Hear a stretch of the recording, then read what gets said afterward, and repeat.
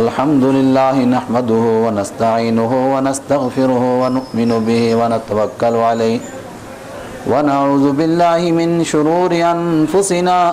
ومن سيئات أعمالنا من يهده الله فلا مضل له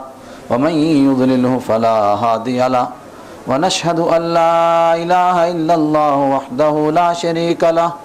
ونشهد أن سيدنا ونبينا ومولانا محمدا أما بعد أعوذ بالله من الشيطان الرجيم بسم الله الرحمن الرحيم وإذ يمكر بك الذين كفروا ليثبتوك أو يقتلوك أو يخرجوك ويمكرون ويمكر الله والله خير الماكرين بسم الله الرحمن الرحيم سبحان الذي أسرى بعبده ليلا من المسجد الحرام إلى المسجد الأقصى الذي باركنا حوله لنريه من آياتنا إنه هو السميع العليم بسم الله الرحمن الرحيم والنجم إذا هوى ما ضل صاحبكم وما غوى وما ينطق عن الهوى إن هو إلا وحي يوحى علمه شديد القوى ذو مرة فاستوى وهو بالأفق الأعلى صدق الله مولانا العظيم سلام اس پر کہ جو زخمی ہوا طائف کی گلیوں میں سلام اس پر کہ جو زخمی ہوا طائف کی گلیوں میں سلام اس پر کہ جس کا حسن ہے پھولوں میں کلیوں میں سلام اس پر کہ جس نے نار دوزخ سے بچایا ہے سلام اس پر کہ جو عالم کے لیے رحمت کا سایہ ہے وما ارسلناک الا رحمتا للعالمین برادران اسلام، آج آپ حضرات کی 10ویں مجلس ہے رحمت عالم صلی اللہ علیہ وسلم کی سیرت کے عنوان سے، اور کل میں نے آپ سے عرض کیا تھا کہ وقت کی تنگی کے باعث اب اس کو مختصر کر کے آج کی اس مجلس میں کوشش کریں گے کہ ہجرت کا مکمل واقعہ آ جائے، اور ہجرت کے فوراً بعد شاید آپ کے ذہن میں ہو صدیقہ کائنات حضرت عائشہ رضی اللہ تعالی عنہ کی روایت ہے کہ حضرت ابوبکر صدیق رضی اللہ تعالی عنہ اور حضرت بلال حبشی رضی اللہ تعالی عنہ شدید بخار میں مبتلا ہو گئے، تو رحمت عالم صلی اللہ علیہ وسلم نے ان کے لیے دعا فرمائی اور یثرب کا نام بھی تبدیل فرمایا اور اس کا نام مدینۃ الرسول رکھ دیا۔ اتفاق ہے کہ آج مجھے بھی بخار ہو گیا، لیکن میں نے کہا کہ انشاءاللہ مجلس چلے گی جب تک اللہ تعالیٰ چلائے گا۔ کل ہم یہاں پہنچے تھے کہ حضرت عمر رضی اللہ تعالیٰ عنہ ایمان لے آئے، اور یہ رحمت عالم صلی اللہ علیہ وسلم پر وحی نازل ہونے کا 6واں سال ہے، اس کو 6 نبوی کہتے ہیں۔ پھر حضرت حمزہ اور حضرت عمر رضی اللہ تعالیٰ عنہ رحمت عالم صلی اللہ علیہ وسلم کو لے کر کے نکلے اور حرم میں جا کر کے نماز پڑھی، مگر مکہ کے مشرکین بھی چپ بیٹھنے والے نہیں تھے۔ اس کے بعد خاص طور سے کمزور مسلمانوں پر مصیبتوں کے پہاڑ اتار دیے گئے۔ اللہ اکبر! حضرت بلال، حضرت عمار، حضرت صہیب کا تو کہنا ہی کیا ہے، وہ بڑے صحابہ جن کا نام مکہ کے اندر مشہور تھا، ان پر بھی وہ مصیبتیں آئیں کہ قیامت تک جب بھی انسان سنیں گے تو ان کے رونگٹے کھڑے ہو جائیں گے۔ اور کہیے کہ مصیبتوں کے لیے، کسی کو تکلیف دینے کے لیے اس وقت تک جتنے بھی انداز اختیار کیے جا چکے تھے وہ سب کے سب آزمائے گئے، اور اس موقع پر تو نہیں، غزوہ احد پر قرآن پاک نے اس پر تبصرہ کیا، فرمایا فَأَصَابَكُمْ غَمًّا بِغَمٍّ لِكَيْ لَا تَحْزَنُوا عَلَىٰ مَا فَاتَكُمْ وَلَا مَا أَصَابَكُمْ، یہ غموں پر غموں کے پہاڑ اس لیے توڑے گئے تاکہ قیامت تک آنے والوں کو ایک سبق مل جائے۔ لِكَيْ لَا تَحْزَنُوا عَلَىٰ مَا فَاتَكُمْ وَلَا مَا أَصَابَكُمْ، تاکہ اے ایمان والو آئندہ جب بھی کبھی مصیبت آئے، جب بھی کبھی غم آئے تو تم گھبرا نہ جاؤ، اور تم پست نہ ہو جاؤ، تم غمگین نہ ہو جاؤ، تم کہو کہ آقا مدنی صلی اللہ علیہ وسلم کی سنت ہے۔ اور واقعتاً صحابہ اس کو سنت سمجھ کر کے ادا کرتے تھے۔ ایک صحابی، اس وقت نام بھول گیا، اچانک نکل گیا ذہن سے، انہوں نے ایک مشرک کی پناہ لی ہوئی تھی جس کی وجہ سے ان کو کوئی نہیں ستاتا تھا۔ ایک دن جو اپنے گھر کی طرف لوٹ رہے تھے، اچانک دل پر ایک بجلی سی گری کہ دیکھو دوسرے صحابہ تو مصیبتیں سہ رہے ہیں، پریشانیاں برداشت کر رہے ہیں، رحمت عالم صلی اللہ علیہ وسلم پر مصیبتوں کے پہاڑ توڑے جا رہے ہیں، اور اپنے آپ کو مخاطب کر کے کہنے لگے کمینے تو ایک مشرک کی پناہ لے کر کے آرام کر رہا ہے، اتر ذرا اس جنگا میں، اتر اس بھٹی کے اندر، تو بھی ذرا امتحان دے ایمان کا۔ اور جس کی پناہ لے رکھی تھی اس کو جا کر کے کہا کہ تو بہت اچھا آدمی ہے پناہ دینے میں، لیکن اب مجھے تیری پناہ پسند نہیں، میں تجھے تیری پناہ واپس کرتا ہوں، ذرا میں بھی اس آزمائش کی بھٹی میں چھلانگ لگانا چاہتا ہوں۔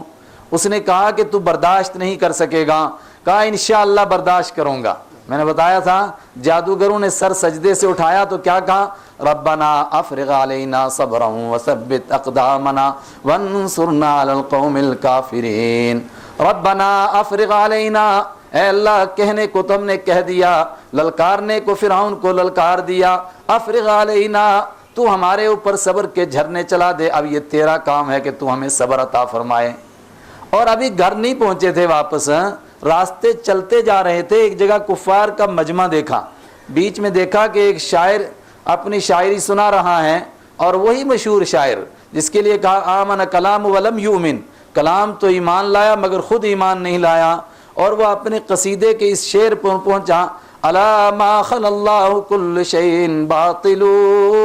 سنو اللہ کے سوا جو کچھ ہے سب کا سب باطل ہے، بالکل درست بات تھی۔ اگلا شعر پڑھا وَعَلَىٰ كُلُّ نَعِيمٍ هِيَ زَائِلُهُ، اور جتنی بھی نعمتیں ہیں یہ زائل ہونے والی ہیں۔ ظاہر مراد ہے کہ اس کی مراد اس سے دنیا کی نعمتیں تھیں، آخرت کی جنت کی نعمتوں پر تو اس کا ایمان ہی نہیں تھا، لیکن زبردستی پنگا لیا، ہائے ہائے زبردستی۔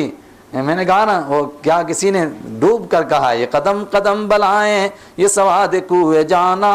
وہ یہیں سے لوٹ جائے جس زندگی ہو پیاری۔ اور اتنا ہی نہیں، میری عافیت کے دشمن مجھے چین آ رہا ہے، کوئی اور زخم تازہ کوئی اور ضرب کاری۔ مانگتے تھے مصیبتیں، گھبراتے تھوڑے تھے مصیبتوں سے۔ قل ان کان آباؤکم وابناؤکم واخوانکم وازواجکم وعشیرتکم واموال اقترفتموها وتجارۃ تخشون کسادها ومساکن ترضونها احب الیکم من اللہ ورسولہ وجہاد فی سبیلہ فتربصوا حتی یاتی اللہ بامرہ۔ یہ اللہ کا کلام نازل ہو رہا تھا، پھر وہ پیچھے ہٹتے کیسے؟ ایک سوال پیدا ہوتا ہے، اور اکثر تاریخ لکھنے والوں نے، سیرت لکھنے والوں نے یہ عنوان قائم کیا ہے کہ وہ کون سی چیز تھی جس نے صحابہ کو اس طرح کھڑا کیا ہوا تھا کہ ڈٹ کر اس میدان میں کھڑے تھے، مصیبتیں مانگتے تھے، مصیبتوں سے گھبراتے نہیں تھے۔ فرمایا وہ یہ قرآن نازل ہو رہا تھا جو ان کے ایمان کو مضبوط کر رہا تھا۔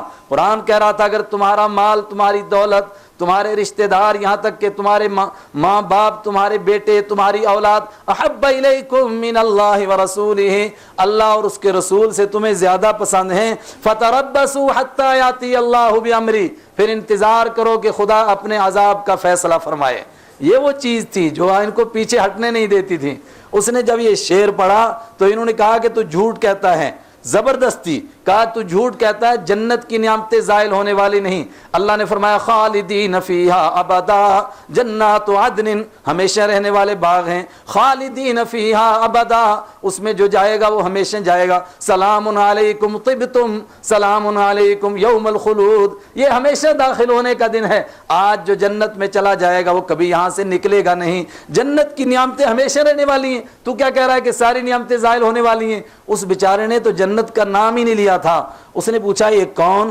لوگوں نے کہا کہ ہمارا ایک سر پھرا جوان ہے، یہاں ایک نئی پارٹی کھڑی ہوئی ہے، باپ دادا کے دین کے خلاف انہوں نے آواز اٹھائی ہے، یہ بھی اس پاگل پارٹی کا نعوذ باللہ ممبر ہے۔ کہنے لگے بے دین پارٹی، یہ کہنا ہی تھا، مجمع والے ان پر ٹوٹ پڑے، اور ایک آدمی نے جو زور سے مکہ مارا تو ان کی آنکھ باہر آتے آتے بچ گئی، اور واپس جو لوٹے پوری آنکھ کے اوپر سیاہ حلقہ بن گیا، تو وہ آدمی جس نے پناہ دی ہوئی تھی اس سے ملاقات ہو گئی۔ اس نے کہا میں نے کہا نہیں تھا کہ میری پناہ واپس مت کرو۔ اس نے کہا کہ آج تک جو تیری پناہ میں رہ کر کے عافیت سے گزر رہا تھا، قسم بخدا اس زخم کا ایسا مزہ آیا ہے کہ اس ساری عافیتوں کو اس پر قربان کرتا ہوں۔ اتنا ہی تھوڑا، رحمت عالم صلی اللہ علیہ وسلم حرم میں نماز پڑھ رہے ہیں، عقبہ ابن معیط نے آپ کے مبارک گلے میں چادر ڈالی اور آپ کو گھسیٹنے لگا، تاؤ دینے لگا اس کو۔ حضرت ابو بکر رضی اللہ تعالیٰ عنہ کو پتہ چلا۔ حضرت اسماء رضی اللہ تعالیٰ عنہ فرماتی ہیں کہ جیسے ایک چیخ آئی مکہ میں کہ ابو بکر تو اپنے صاحب کو بچاؤ، فرمایا سب سے پہلا جو جملہ ان کی زبان سے اللہ نے نکلوایا وہ یہ تھا اتقتلون رجلا ان یقول ربی اللہ، ارے صرف اس وجہ سے ایک آدمی کو مارتے ہو کہ وہ اللہ کو اپنا رب مانتا ہے؟ اور فرمایا پھر کفار کے بیچ میں حائل ہو گئے، یہاں تک کہ رسول پاک صلی اللہ علیہ وسلم کو چھڑا لیا، مگر اب کفار حضور کو چھوڑ کر ان کی طرف متوجہ ہو گئے، اتنا مارا اتنا مارا اتنا مارا کہ بے ہوش ہو گئے، اور پورا دن بے ہوش رہے، اٹھا کر کے گھر لائے۔ جب مغرب سے تھوڑا پہلے ہوش آئی تو اپنی ماں سے سب سے پہلے پوچھا کہ محمد صلی اللہ علیہ وسلم کا کیا حال ہے۔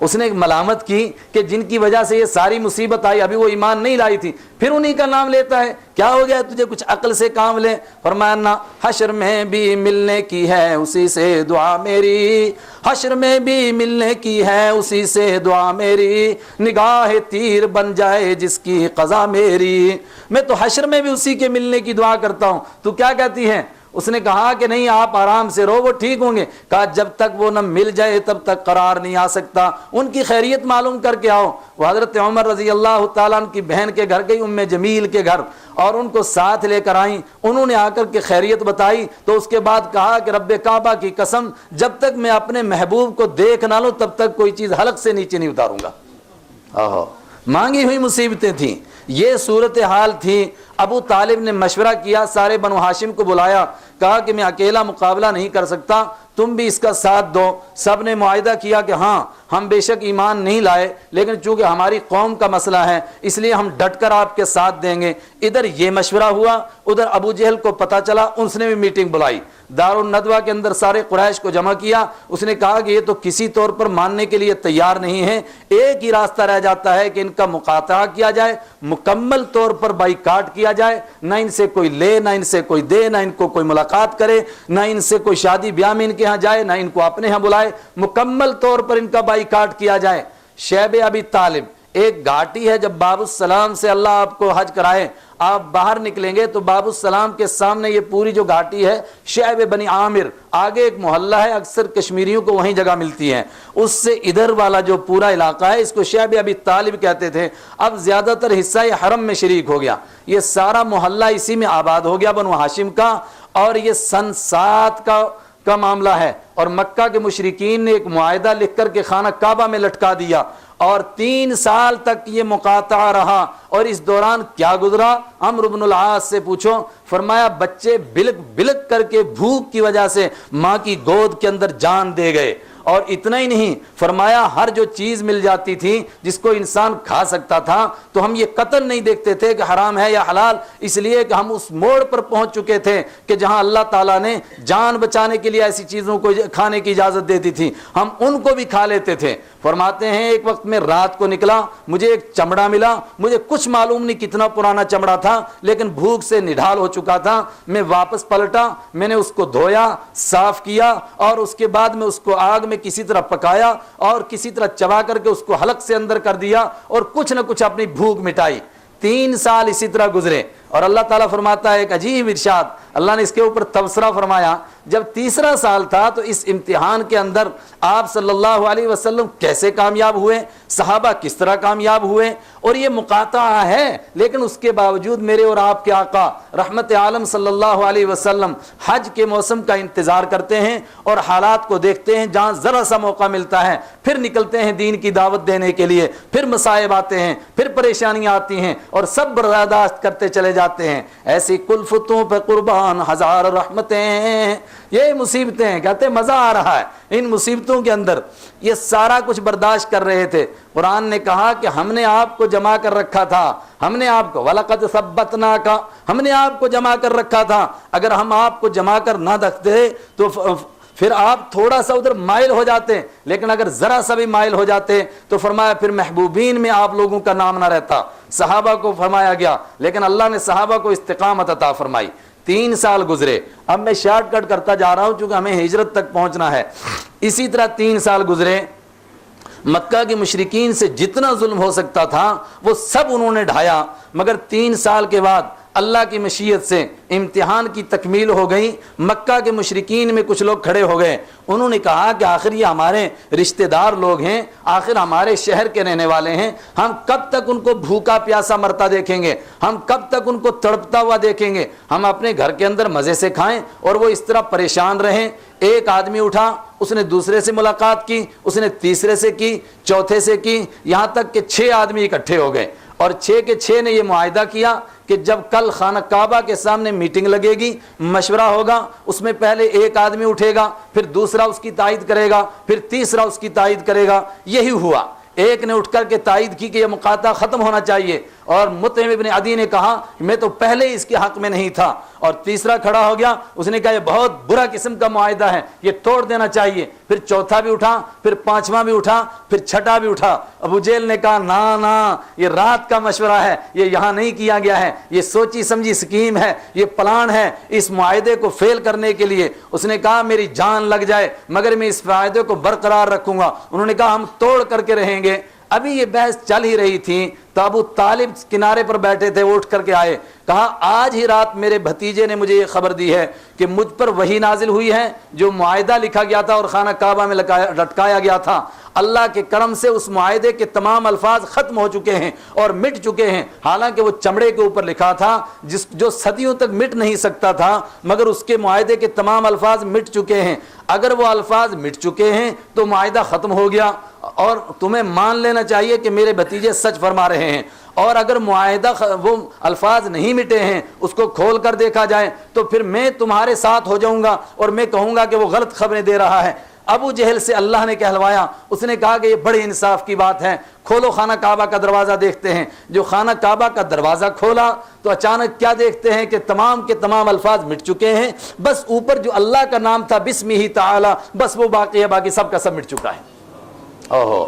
رحمت عالم صلی اللہ علیہ وسلم اور صحابہ کرام 3 سال کے بعد واپس لوٹے۔ اب معاشرے کے اندر پھر ماحول کے اندر چلنے پھرنے لگے، لیکن پھر وہی جھگڑے، پھر وہی حالات بدل گئے۔ اسی طریقے پر مکہ کے مشرکین بھی مقابلہ کرتے جا رہے ہیں، لیکن قرآن نے کیا کہا؟ وَدُّوا لَوْ تُدْهِنُ فَيُدْهِنُونَ۔ اب تو وہ خود اتنے تنگ آ گئے ہیں، وہ کہتے ہیں کہ کاش کہ یہ تھوڑا سا ڈھیلا پڑ جائیں تو ہم بھی ڈھیلے پڑ جائیں گے، لیکن رحمت عالم صلی اللہ علیہ وسلم ہیں تو فرماتے ہیں کہ اس کے اوپر سمجھوتا ہو سکتا ہی نہیں ہے۔ کیسے ہم ڈھیلے پڑیں جب رب کائنات نے ہمیں ڈھیلا پڑنے کی اجازت نہیں دیتا ہے؟ ہم کیسے تمہارے ساتھ معاہدہ کریں؟ ایک معاہدہ پیش کیا گیا، ایک معاہدہ نہیں، ایک تجویز پیش کی گئی کہ آؤ مکہ کے چڑھاوے مل جل کر کے کھا لیتے ہیں، آدھے تمہیں دے دیتے ہیں، آدھے ہم رکھ لیتے ہیں، اس پر معاہدہ ہو جائے۔ آقا مدنی نے فرمایا کیا بات کر رہے ہو، ہم تو اسی کے خلاف اٹھے ہیں، کیسا معاہدہ ہو سکتا ہے؟ یہ مشورہ چل ہی رہا تھا تو عتبہ ابن ولید اٹھا، اس نے کہا کہ میرے دوستو، مجھے ایک بات سمجھ میں آتی ہے کہ میں ان کے سامنے کوئی پیشکش رکھتا ہوں اور یہ ضرور پیشکش کو قبول کریں گے۔ ابو جہل سے خدا نے کہلوایا، اس نے کہا ابو الولید، اس کے لڑکے کا نام تھا، کہا تم اٹھو، واقعہ تم یہ کام کر سکتے ہو۔ یہ گیا رسول پاک صلی اللہ علیہ وسلم کے پاس اور اس نے جا کر اپنی پیشکشیں رکھیں۔ اس نے کہا کہ آپ کی وجہ سے قوم میں پھوٹ پڑ گئی، گھر گھر کے اندر جھگڑا شروع ہو گیا، باپ اور بیٹے کی لڑائی شروع ہو گئی، اگر آپ کوئی تجویز مانیں تو میں کچھ تجاویز لے کر کے آیا ہوں۔ آپ نے فرمایا کیا تجاویز لے کر آیا ہے؟ اس نے کہا کہ اگر آپ چاہیں، اگر آپ کو کوئی نعوذ باللہ جسمانی بیماری ہے تو آپ کا علاج کرا دیا جائے، اگر آپ چاہیں کہ مکہ کی کسی حسین لڑکی سے شادی کروائی جائے تو ہم آپ کی شادی کروا دیتے ہیں، اور اگر آپ یہ چاہتے ہیں کہ ایک پارٹی بنائیں اور پھر مکہ کے بادشاہ بن جائیں تو ہم آپ کے ہاتھ پر بیعت کر لیتے ہیں، پورے مکے کا نہیں بلکہ پورے عرب کا آپ کو بادشاہ بنا دیتے ہیں، آپ آگے بڑھیں، ہم آپ کے پیچھے ہوں گے، ہماری گردنیں کٹ جائیں گی، مگر جہاں تک اللہ آپ کو مقدر کرے گا ملک، وہاں تک آپ ملک حاصل کریں اور آپ اس کے بادشاہ بن جائیں۔ آپ نے فرمایا جو تو نے کہنا تھا وہ کہہ دیا؟ اس نے کہا کہ جو میں نے کہنا تھا وہ کہہ دیا۔ آپ نے فرمایا پھر سن۔ وہ بیٹھا اور روایتوں میں آتا ہے اس نے اس طرح اپنے پیچھے کے بازو، دونوں بازو نا ایسے پیچھے رکھے اس نے، اور پھر اس نے سننا شروع کیا اور میرے آقا نے پڑھنا شروع کیا، حامیم تنزیل من الرحمن الرحیم، سورہ حامیم سجدہ کی تلاوت فرمائی اور وہ سنتا گیا، اس پر ایسا لگ رہا تھا جیسے کوئی بجلی سی گر رہی ہے۔ اور جب اسی رکوع کے آخر میں آپ پہنچے فَإِنْ أَعْرَضُوا فَقُلْ أَنذَرْتُكُمْ صَاعِقَةً مِثْلَ صَاعِقَةِ عَادٍ وَثَمُودَ، اے مکہ کے کافروں اگر تم ابھی بھی باز نہیں آؤ گے، فَأَنذَرْتُكُمْ، تو میں تم کو ڈراتا ہوں کہ تم پر ویسی بجلی گرے جیسی قوم عاد اور قوم ثمود پر گری تھی۔ جب آپ یہاں پہنچے تو عتبہ کھڑا ہو گیا اور اس نے کبھی اوپر ہاتھ جوڑتا، کبھی آپ کے سامنے، کبھی آپ کے مبارک منہ کے اوپر ہاتھ رکھتا تھا، کہتا تھا آپ کو آپ کی قوم کا واسطہ آپ اس سے آگے نہ پڑھیں، آپ اگر ایسا پڑھیں گے تو پھر قوم پر واقعی بجلی گر جائے گی۔ واپس پلٹا، ابو جہل ابھی اسی مجمع میں ہے۔ ابو جہل نے کہا کہ عتبہ جس چہرے کے ساتھ گیا تھا اس چہرے کے ساتھ واپس نہیں پلٹا ہے، لگتا ہے کہ اس پر جادو چل گیا ہے۔ اس نے کہا میرے بھائیوں میری ایک رائے ہے کہ ان کو ان کے حال پر چھوڑ دو، اگر یہ کامیاب ہو گئے تو ان کی وجہ سے دنیا میں تمہارا بھی نام روشن ہوگا، اور اگر یہ ناکام ہوں گے اور غلط راستے پر ہوں گے تو باہر کے لوگ خود ان کا کام کر دیں گے، تمہیں ان کا قتل ذمہ لینے کی ضرورت نہیں ہے۔ یہ کشمکش جاری ہی ہے، لیکن آپ معاہدے سے جو وہاں شیب ابی طالب سے باہر آئے، 6 مہینے گزرے ہیں تو ابو طالب کا انتقال ہو گیا۔ ابو طالب کے انتقال کے قریب مکہ کے مشرکین آپ ابو طالب کے پاس گئے، اور اس سے پہلے 3 مرتبہ وہ جا چکے ہیں، چونکہ میں مختصر کر رہا ہوں۔ اور ایک موقع تو ایسا آیا کہ ابو طالب نے بھی کوئی عجیب سی بات کہہ دی۔ ابو طالب نے کہا میرے بھتیجے اب میں بوڑھا ہو گیا ہوں، مجھ سے زیادہ برداشت نہیں ہو سکتا ہے، اب آپ کوئی صلح کا راستہ نکالو، کوئی ایسا کامن پوائنٹ تلاش کر لو جس کے اوپر آپ کا قوم کے ساتھ کچھ نہ کچھ معاہدہ ہو سکے۔ رحمت عالم صلی اللہ علیہ وسلم نے فرمایا چچا آپ نے میرا آج تک ساتھ دیا، آئندہ اگر آپ ساتھ دے سکتے ہیں تو دیں، اگر آپ چھوڑنا چاہتے ہیں تو چھوڑ دیں، قسم ہے رب کائنات کی اگر میرے اس ہاتھ میں یہ سورج رکھ دیں اور اس ہاتھ میں یہ چاند رکھ دیں، مگر جس بات کے لیے میں معمور کیا گیا ہوں اللہ کی طرف سے اس سے ایک قدم میں پیچھے نہیں ہٹ سکتا ہوں، میں اپنی دعوت کو نہیں روک سکتا ہوں۔ کس بات کے اوپر معاہدہ ہو سکتا ہے؟ کیا اللہ کے ساتھ ان پتھروں کو برابر کرنے کے لیے معاہدہ ہو سکتا ہے؟ نہیں ہو سکتا اس پر معاہدہ۔ اب تیسری مرتبہ ابو جہل اور دوسرے مکہ کے کافر ابو طالب کے پاس آئے، کہا کہ آپ تو انتقال ہو رہا ہے، آپ تو بوڑھے ہو گئے ہیں، 86 سال عمر، یا بعض نے 80 لکھی، آپ کی تو اتنی عمر ہو گئی ہے، لیکن یہ جھگڑا تو آپ کے بعد بھی برقرار رہے گا، کچھ نہ کچھ کوئی صلح کا راستہ نکالیے گا۔ آپ نے ابو طالب نے رحمت عالم صلی اللہ علیہ وسلم کو بلایا اور کہا کہ یہ آپ کی قوم آئی ہے، سنو اس کی بات۔ آپ نے ان کی ساری باتیں سنی اور اس کے بعد فرمایا کہ اگر میں ایک بات کہوں جس کو یہ مان لیں، صرف ایک بات، اور اس ایک بات کے ماننے سے یہ پورے عرب کے بادشاہ بن جائیں، سارا عرب ان کے ماتحت ہو جائے اور عجم پر بھی ان کی حکومت ہو جائے، تو وہ ایک بات ان کو منظور نہیں ہے، اور اگر میری وہ ایک بات مان لیں گے تو میں ان کی ساری بات مانوں گا۔ ابو جہل اٹھا، اس نے کہا اگر صلح ہو سکتی ہے کسی ایک بات سے، میں ایسی ایک باتیں نہیں، میں ایسی 100 باتیں ماننے کے لیے تیار ہوں، آپ ذرا منشور تو پیش کیجئے کیا ایک بات ہے؟ آپ نے فرمایا قولوا لا الہ الا اللہ تفلحون، کہہ دو اللہ کے سوا کوئی دوسرا نہیں ہے، بس اس پر ہمارا معاہدہ ہو جاتا ہے، ساری دنیا تمہارے ماتحت ہو جائے گی۔ ابو جہل نے اس پر کیا کہا؟ قرآن پاک میں سورہ صاد کے اندر اس کے اوپر تبصرہ کیا گیا، اس نے کہا ان ھذا لشیء عجاب، یہ بڑی عجیب بات ہے، اجعل الآلہۃ الہ واحدہ، کیا سارے خداؤں کو چھوڑ کر بس ایک ہی خدا رہ جائے؟ سبحان اللہ، ان ھذا لشیء یراد، اس دال میں کچھ کالا معلوم ہوتا ہے، یہ چاہتے ہیں کہ پارٹی بنے، سب اکٹھے ہو جائیں اور پھر یہ خود بادشاہ بن جائیں۔ اٹھو انمشوا واصبروا علی آلہتکم ان ھذا لشیء یراد، انمشوا، اٹھو، واصبروا، اور ڈٹ جاؤ، بڑا مشکل وقت آیا ہے، اگر آج نہ ڈٹے تو ہمارے خداؤں کا قیامت تک کوئی نام نہیں لے گا، ڈٹ جاؤ ان خداؤں پر ورنہ اب ان کا بیڑا غرق ہونے والا ہے۔ یہ ابو طالب کے وقت میں ہوا۔ ابو طالب دنیا سے تشریف لے گئے اور مشہور روایتیں یہی ہیں کہ آخری وقت میں ابو جہل ان کو کہہ رہا تھا کہ آپ نے اپنے دادا کے دین کو چھوڑ دیا اور آپ فرما رہے تھے کہ چچا جان میرے کان میں ایک مرتبہ کلمہ پڑھ لو تو میں اللہ سے لڑ پڑھوں گا، میں آپ کو اپنے ساتھ جنت میں ضرور لے جاؤں گا، مجھے کان میں ہی پڑھ کر کے سنا دو۔ لیکن ابو طالب کے جو آخری الفاظ تھے وہ اس نے کہا کہ میں ہاں عبد المطلب کے دین پر ہوں، البتہ میرے دل کے اندر بھتیجے کی محبت ضرور ہے مگر اس کا دین میں قبول کرنے کے لیے تیار نہیں ہوں۔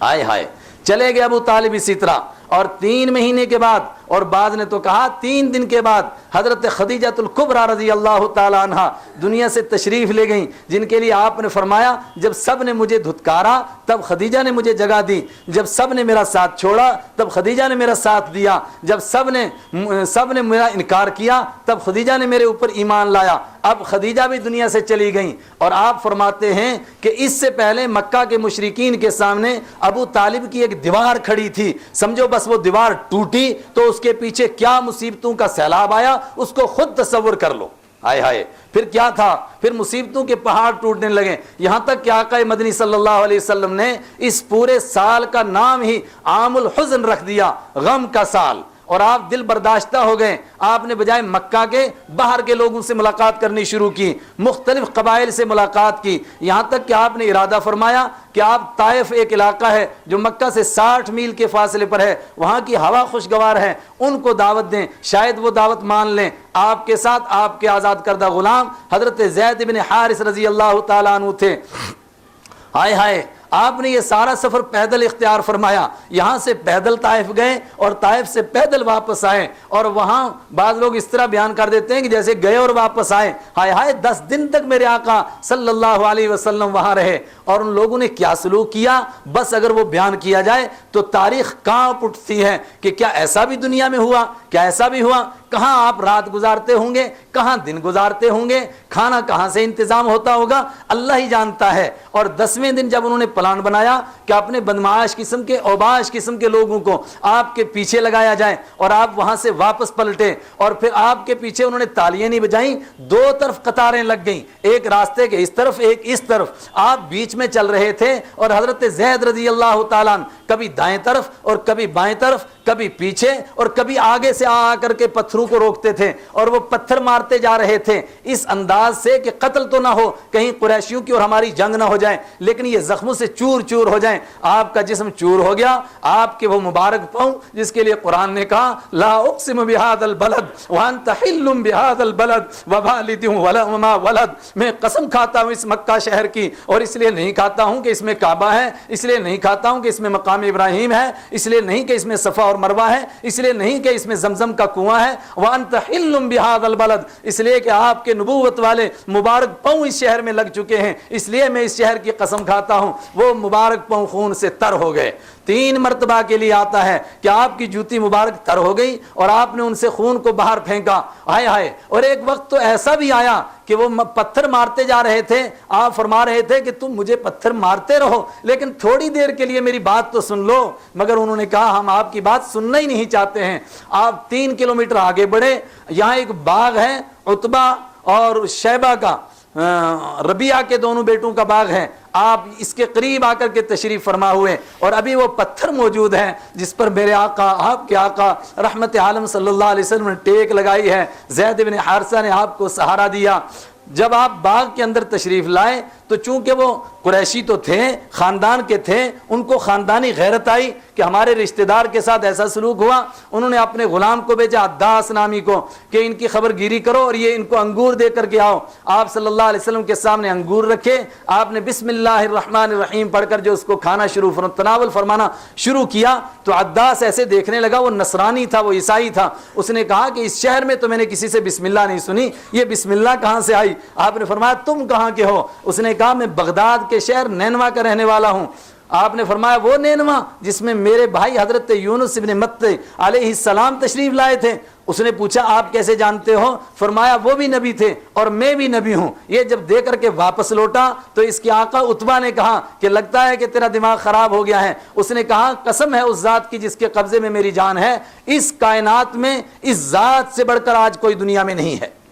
اگر تمہیں فلاح اور کامیابی چاہیے تو بس ان کو مان لو۔ اس کے آقا نے کہا کہ تو اپنا دماغ نہیں خراب کرنا، یہ ہمارا رشتہ دار ہے، ہم جانتے ہیں۔ پھر یہاں سے آپ لوٹتے ہوئے وادی نخلا میں پہنچے اور آپ نے تہجد میں قرآن کی تلاوت فرمائی، اور وہ رب کعبہ کو اتنی پسند آئی کہ 2 جگہ اس کے اوپر تبصرہ فرمایا۔ ایک تو سورہ جن میں اس کا تبصرہ آیا، اور دوسرے سورہ احقاف کے آخر میں وَإِذْ صَرَفْنَا إِلَيْكَ نَفَرٌ مِّنَ الْجِنِّ يَسْتَمِعُونَ الْقُرْآنَ وَإِذْ صَرَفْنَا إِلَيْكَ نَفَرٌ مِّنَ الْجِنِّ يَسْتَمِعُونَ الْقُرْآنَ فَلَمَّا حَضَرُوهُ قَالُوا أَنصِتُوا۔ فرمایا اگر طائف والے آپ کو نہیں مانتے تو نہ مانیں، مکہ والے نہیں مانتے تو نہ مانیں، آپ وہ دین لے کر آئے ہیں جو قیامت تک رہے گا، اس کو انسان ہی نہیں اس کو جن بھی مانیں گے۔ وَإِذْ صَرَفْنَا إِلَيْكَ نَفَرًا مِّنَ الْجِنِّ، ہم نے آپ کی طرف جنوں کی ایک جماعت بھیج دی، انہوں نے آپ سے قرآن سنا اور انہوں نے کہا قَالُوا إِنَّا سَمِعْنَا قُرْآنًا عَجَبًا، ہم نے ایک عجیب چیز سنی ہے، اور سب کے سب ایمان لے آئے۔ آپ واپس لوٹے مکہ، مگر آپ مکہ میں جائیں کیسے؟ پناہ کس سے لیں؟ مکہ تو سارا دشمن ہے، اور مکہ والے بفرے ہوئے ہیں کہ یہ مکہ چھوڑ کر کہیں چلے گئے ہیں، واپس آئیں تو ان کو قتل کیا جائے۔ آپ مکہ کے قریب میں رک گئے اور آپ نے مختلف لوگوں کے پاس پیغام بھیجا کہ مجھے پناہ دو، میں مکہ میں آنا چاہتا ہوں۔ کسی نے پناہ نہیں دی، مطعم ابن عدی نے آپ کو پناہ دی، اور آپ صلی اللہ علیہ وسلم نے جنگ بدر کے موقع پر جب ان کے بیٹے جبیر ابن مطعم نے کچھ قیدیوں کو چھڑانے کی سفارش کی تھی تو آپ نے فرمایا تھا اگر آج تیرا باپ مطعم ابن عدی ہوتا تو میں سارے قیدیوں کو چھڑا دیتا، اس لیے کہ اس نے میرے ساتھ اچھا سلوک کیا تھا، اس کے باوجود کہ وہ ہمارے دین کو نہیں مانتا تھا۔ اس نے آپ کو پناہ دی، آپ مکہ میں تشریف لے گئے۔ 3 سال اب گزر گئے ہیں اسی طریقے سے، 10واں سال آیا ہے نا، یہ 10ویں سال کو تو آپ نے طائف کا سفر فرمایا۔ دوسرے سال آپ نکل گئے ہیں حج کے موقع پر، لوگوں کو دعوت دینے لگے، مختلف قبائل کو دعوت دی۔ 11ویں سال مدینۃ المنورہ کے 6 خوش قسمتوں کی آپ سے ملاقات ہوئی، اور انہوں کو اللہ نے ایمان نصیب کیا۔ یہ 6 کے 6 خزرج قبیلے کے ہیں۔ اس کے دوسرے سال 12 تشریف لائے، ان کو آپ نے دعوت دی، انہوں نے ایمان قبول کیا، اور پھر آپ نے مدینہ میں اسلام پھیلانے کے لیے حضرت مصعب ابن عمیر رضی اللہ تعالیٰ عنہ کا انتخاب فرمایا۔ کون مصعب ابن عمیر؟ یہ بہت بڑے مالدار گھر کے تھے، ان کی والدہ کئی اونٹ بیچ کر کے ان کے لیے ایک جوڑا تیار کرتی تھی، اور وہ اپنے جسم پر اتنی خوشبو لگا لیتے تھے جس سے کئی لوگوں کے گھر چل سکتے تھے، کئی لوگوں کا خرچہ اٹھایا جا سکتا تھا۔ لیکن دین کی وجہ سے، ایمان کی وجہ سے آج کپڑے نصیب نہیں تھے، بٹن کی جگہ کانٹا باندھ لیا کرتے تھے۔ وہ مصعب ابن عمیر، آپ نے ان کو بھیجا دین پھیلانے کے لیے، انہوں نے محنت فرمائی۔ تیسرے سال 70 لوگ ایمان لائے، 70 لوگوں نے آپ کے ہاتھ پر بیعت کی، اور اللہ آپ کو نصیب کرے جب آپ کنکری مارنے کے لیے جاتے ہیں تو جو پہلا جمرہ ہے جس کو آپ لوگ پہلا شیطان کہتے ہیں، اس کے دائیں طرف ایک گھاٹی ہے، اس گھاٹی کے اندر آدھی رات کے اندر رحمت عالم صلی اللہ علیہ وسلم نے ان کے ساتھ معاہدہ فرمایا، اور مختصر کر رہا ہوں، اب یہاں طے ہو گیا کہ آپ نے مدینہ تشریف لے جانا ہے، اور مدینہ والوں نے کہا کہ ہم آپ کی حفاظت کریں گے۔ پھر آپ نے صحابہ کو اجازت دے دی، اور صحابہ اکا دکا کر کے مدینہ کی طرف ہجرت کرنے لگے۔ کوئی چھپ کر کے جا رہے تھے، کوئی کیسے جا رہے تھے۔ ہاں، خطاب کے بیٹے حضرت عمر رضی اللہ تعالیٰ جب ایمان لائے تو تب بھی اعلان فرمایا، اور ہجرت کرنے لگے تو مکہ کے لوگ ہجرت کرنے والوں کو روکتے تھے۔ حضرت صہیب رضی اللہ تعالیٰ عنہ کو روکا، اور جب روک لیا انہوں نے کہا کہ تمہیں مجھ سے چاہیے کیا؟ مکہ کے کافروں نے کہا کہ تم یمن سے اکیلے آئے تھے، تمہارے پاس کوئی مال نہیں تھا، آج تم یہ مال کی بھوریاں بھر کر لے جا رہے ہو۔ انہوں نے کہا کہ سارا مال تمہیں دیتا ہوں اگر تم مجھے جانے دو۔ تو اس پر قرآن نے تبصرہ کیا، وَمِنَ النَّاسِ مَن يَشْتَرِي نَفْسَهُ ابْتِغَاءَ مَرْضَاتِ اللَّهِ، میرے بندوں میں سے کچھ ایسے بھی بندے ہوتے ہیں جو سب کچھ بیچ کر اپنا آپ خریدتے ہیں، ابتغاء رضوان اللہ، اللہ کی رضا تلاش کرنے کے لیے۔ یہ صہیب رضی اللہ تعالیٰ، لیکن عمر رضی اللہ تعالیٰ کا نمبر آیا تو تلوار ہاتھ میں لی اور کمان ہاتھ میں لی، ترکش لیے، تیر لیے، سارا کچھ لے کر کے خانہ کعبہ کے سامنے گئے۔ مکہ کے مشرکین بیٹھے ہوئے تھے، فرمایا میں نے سنا کہ جو مدینہ جاتا ہے تم اس کو وہاں جانے سے بھی روکتے ہو۔ مدینہ جانا کو خالہ جی کا گھر تھا، سب کچھ چھوڑ کر جا رہے تھے، یہاں تک کہ کتنے وہ تھے جو بیوی بچے یہاں چھوڑ کر کے جا رہے تھے، ماں باپ کو چھوڑ کر کے جا رہے تھے، بھائی بہنوں کو چھوڑ کر جا رہے تھے، صرف ایمان کو لے کر کے، اپنی جان کو لے کر جا رہے تھے۔ خود حضرت عمر رضی اللہ تعالیٰ عنہ بھی ایسے ہی ہیں، ان کے بھائی زید بن خطاب بھی یہیں، ان کی والدہ بھی یہیں، ان کے والد بھی یہیں، ان کے سارے رشتہ دار یہاں، اکیلے جا رہے تھے۔ فرمایا میں نے سنا کہ تم اکیلے کسی کو یہاں سے بھاگنے بھی نہیں دیتے ہو، تو میں چاہتا ہوں آج جا رہا ہے خطاب کا بیٹا عمر، اگر کسی کا دل چاہے اس کو روکنے کے لیے تو آئے ذرا میرا مقابلہ کرے، دو دو ہاتھ کرتے ہیں، لیکن جو آئے وہ یہ طے کر کے آئے کہ انشاءاللہ اس کے بچے ضرور یتیم ہوں گے، اس کی گردن سلامت نہیں جائے گی، اس کی بیوی بیوہ ہو جائے گی اور اس کی ماں اس کو روئے گی، ہے کسی کی ہمت تو روکے میرا راستہ۔ کہتے ہیں کہ سارے مکہ کے مشرکین سر کھجلا رہے تھے اور ایک دوسرے کو دیکھ رہے تھے، کسی کی ہمت نہیں تھی۔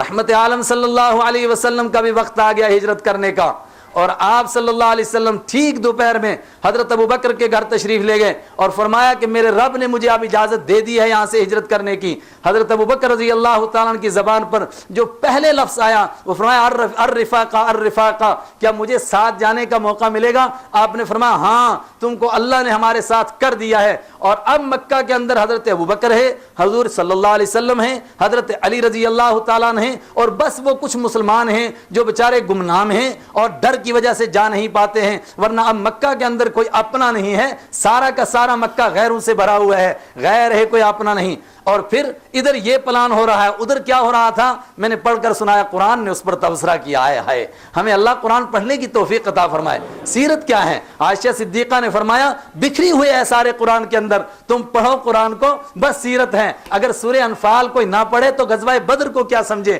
آل عمران نہ پڑھے تو غزوہ احد کو کیا سمجھے، احزاب نہ پڑھے تو غزوہ خندق کو کیا سمجھے گا، خاک سمجھے گا، اور سورہ برات اگر نہ پڑھے تو آخری وقت کے غزوے کو کیا سمجھے گا۔ سورہ انفال میں یہ تبصرہ ہے، اذ یمکر بک الذین کفروا لیثبتوک او یقتلوک او یخرجوک ویمکرون ویمکر اللہ واللہ خیر الماکرین۔ فرمایا وہ کیسا منظر تھا، اذ یمکر بک الذین کفروا، جب آپ کے لیے کفار، آپ کے لیے اللہ کے نافرمان تدبیریں بنا رہے تھے، پلان بنا رہے تھے۔ کیا کیا پلان تھے؟ کوئی کہتا تھا کہ ان کو ملک سے نکالا جائے، کوئی کہتا تھا کہ ان کو قید کر دیا جائے، اور دارالندوہ میں یہ میٹنگ ہو رہی تھی۔ آخر بعض کہتے ہیں ابو جہل نے اور بعض کہتے ہیں کہ غیر شناسہ بڈھے نے مشورہ دیا کہ سب مل کر کے ہر قبیلے کا ایک ایک آدمی لیا جائے اور 10 آدمی ہوں، یک بارگی حملہ کریں اور ان کو قتل کر دیں تاکہ بنو ہاشم ان کے خون کا بدلہ بھی کسی سے نہ لے سکیں۔ اور یہ ان کا پلان ہوا۔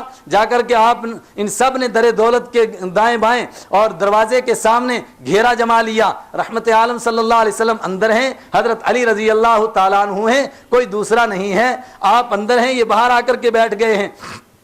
آپ کے قتل کے ارادے سے کہ جب نکلیں گے تو آپ پر حملہ کر دیں گے۔ اوہو، ادھر یہ بیٹھے ہیں، ادھر میرے آقا رحمت عالم صلی اللہ علیہ وسلم آدھی رات کو نکلے، وجعلنا من بین ایدیہم صدا ومن خلفہم صدا فاغشیناہم فہم لا یبصرون۔ یہ آیتیں پڑھتے ہوئے اور مٹی کی ایک مٹھی لی اور یوں پھینکی اور ایک ایک کی آنکھ کے اندر پڑ گئی، ایک ایک کے سر کے اندر پڑ گئی، ان کو پتہ ہی نہیں چلا کہ ہوا کیا۔ رحمت عالم صلی اللہ علیہ وسلم تو تشریف لے گئے حضرت ابوبکر کے گھر، اور یہ یہاں بیٹھے ہیں۔ اللہ فرماتا ہے وَيَمْكُرُونَ وَيَمْكُرُ اللَّهُ، وہ بھی تدبیریں کر رہے تھے، اللہ بھی تدبیر فرما رہا تھا۔ فرمایا دیکھنا تھا اب غالب کس کی تدبیر آتی ہے۔ آیا ہے اللہ کی تدبیر، اللہ کا کوئی مقابلہ کر سکتا ہے۔ اب آپ ابوبکر کے گھر تشریف لے گئے۔ پھر ابوبکر کیسے گئے اور کیوں غار ثور میں گئے اور کیوں انہوں نے سارے سوراخ بند کیے، آقا مدنی پھر کس راستے سے مدینہ تشریف لے گئے اور آپ کا پیچھا کس کس نے کیا، ام معبد کے گھر میں کیا پیش آیا، اور مدینہ کا وہ کون سا خوش قسمت گھر تھا